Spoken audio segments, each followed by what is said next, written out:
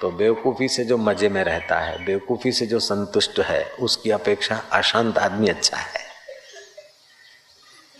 जैसे महाराज बड़े अशांत, सब 40 देशों में घूमा और $50,000 लाया, सब डोनेशन कर दिया कहीं पर, 2 कपड़ा लेके गंगोत्री जाएंगे, बस आत्मविसर्ग कर देंगे, निग्रह होके क्या जीना। जो गुरु मिले वहाँ से मन माना नहीं, और सच्चा कोई ब्रह्मविता गुरु मिलता नहीं तो जी के क्या करना। तो अशांत हुए, आत्महत्या करने की नौबत तक आ गए।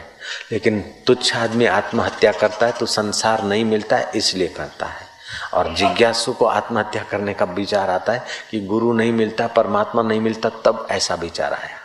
विवेकानंद को भी विचार आया, भटकते भटकते देखा कि कुछ कहीं संतोष नहीं मिलता है, तो जी के क्या करना। खा पी के वस्तुओं का, फल फूलों का, अन्न का खाद बनाना। जो हम खाते हैं किसी न किसी के हाथ से, किसी न किसी के मुंह से छुड़ाई हुई चीज है।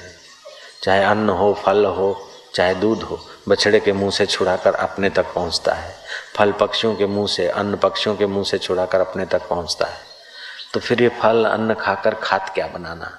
जीवन में अगर कोई उद्देश्य नहीं और उद्देश्य पूर्ति का कोई सदगुरु नहीं मिलता तो जी के क्या करना। तो विवेकानंद चले गए थे आत्महत्या करने को। वो पामर बेवकूफ लड़के जो केरोसिन छांट कर आत्महत्या करते, वो अलग बात है। विवेकानंद जैसे आदमी खूब घूमते, कहीं बुद्धिगत ज्ञान का आदर करते, इंद्रियों की विकारों में नहीं है, लेकिन बुद्धिगत ज्ञान से परे ले जाने वाले सदगुरु नहीं मिलते तो फिर उनको भी जी कर क्या करना, ऐसा भाव आता है। तो जंगल में चले गए, कोई भूखे शेर का पेट भरेगा, तो गए तो शेर के आगे, तो शेर ने खाया नहीं। ऐसे ही महाराज भी जा रहे थे गंगोत्री, आत्महत्या कर ले। जब कोई सदगुरु नहीं मिलता, आत्म शांति नहीं, मोक्ष का रास्ता नहीं मिलता तो जीकर क्या करना।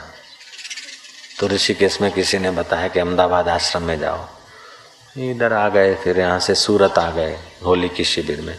अब तब से गाड़ी कुछ ईश्वर के रास्ते जरा भाग रही है, चल नहीं रही, भाग रही है।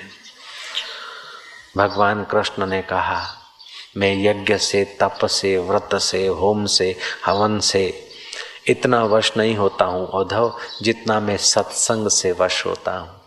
इसलिए इस जीव को प्रयत्न करके सत्संग साधना चाहिए, सत्संग करना चाहिए, सत्पुरुषों का सानिध्य पाना चाहिए। सत्पुरुषों के द्वारा कुछ दिशा मिल जाए, दीक्षा मिल जाए, उसके अनुसार उसको अपनी यात्रा करनी चाहिए। नहीं तो ये इंद्रियां जीव को घसीट ले।